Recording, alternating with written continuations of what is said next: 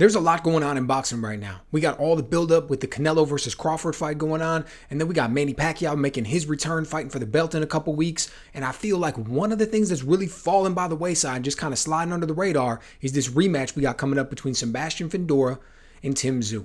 Like, this is incredibly important for each man. You think about coming into that first fight, Fendor was on his way to being a gatekeeper.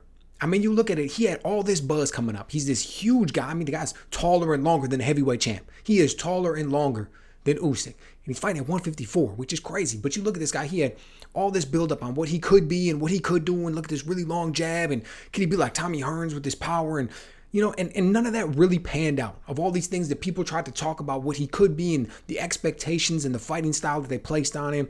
And he's a guy that likes to kind of get after it a little bit, likes to fight on the inside, gives away those natural advantages that you think he would have. And then we all saw what happened in that fight with Brian Mendoza.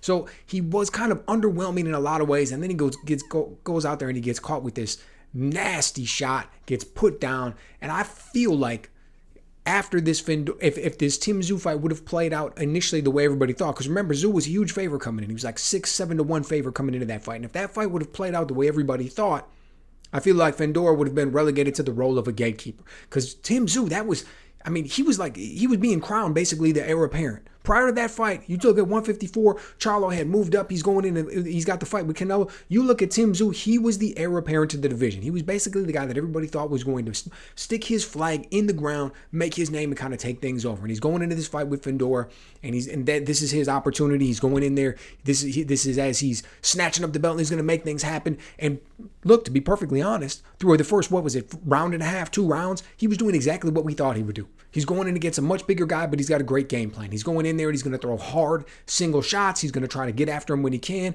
use some hard feints, sometimes work behind the jab, but not really because you're focused on trying to get in there and make it happen. And he was catching him with some good ones. And then all of a sudden we see the freak accident, right? We see the cut happen.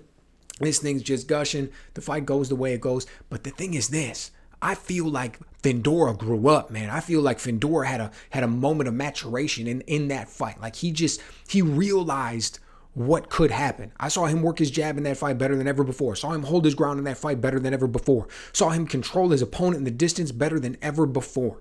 Now, the question is going to be, can he do it when it really counts? Because when he came out, we've only seen him one time since then against a very underwhelming opponent, we'll say. So to go out there and make it happen against that, not really impressed in that regard. But now he's going to be going in there against Tszyu again. And he knows how it felt those first 2 rounds. He also knows how it felt when he turned the corner. It was almost like, he had that mental moment where he turned around and really reached his expectations. The guy that I think about right now who talks about something like that is Kenneth Sims Jr. Okay, you look at Kenneth Sims, he said the same thing. He was, kind of floundering in a way, and all of a sudden he just had this moment where he just had this talk with himself, and he kind of really grew up and kind of came into his fighting style. He didn't have some physical freak growing period or anything. He didn't all of a sudden go and have some crazy training camp and learn some tricks of the trade that he never knew before. Sometimes it's just a mental block, and all of a sudden you just got to get past it. It's just that switch, and you just figure it out, and all of a sudden you can start to make things happen.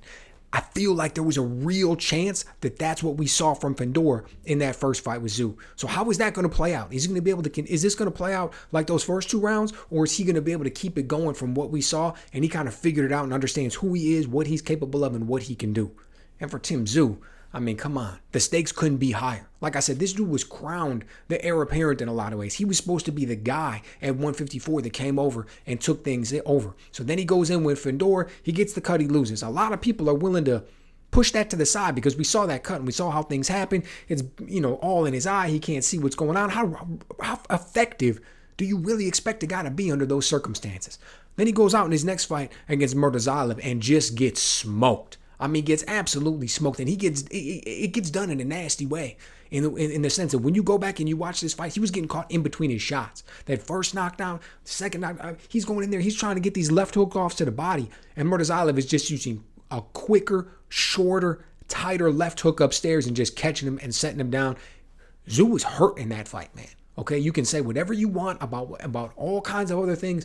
He was hurt in that fight, and coming back from that was a big thing. And when he came back in that last fight against a very underwhelming opponent, just like we saw in Fendor, these are just tune-up fights. It was a very underwhelming opponent. I didn't like what I saw.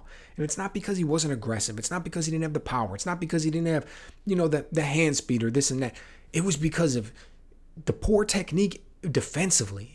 I thought his chin was in the air. I thought he was still throwing wide shots. I thought he was still kind of leading with his face at times in the sense of keeping first and second lines of defense out there. That's not the type of performance that I think is going to play well against an elite level opponent. Now, maybe he just needed to get it out of his system, man. Maybe he just felt off. Maybe something was going on with him that night and he was tight and he knew that coming off of those 2 losses, he just had to go out there and just get a win, right? And he went out there and his back was tight and he was kind of like this and he didn't know what exactly to do, and he started to come together. Now he's going to step into this one with Fendor, and it's going to be the old Tszyu. It's going to be the Tszyu that we've seen before, who can come forward behind that thudding jab, who's able to make things happen with that right hand, who's going to be able to throw hard shots, have good timing with the counters.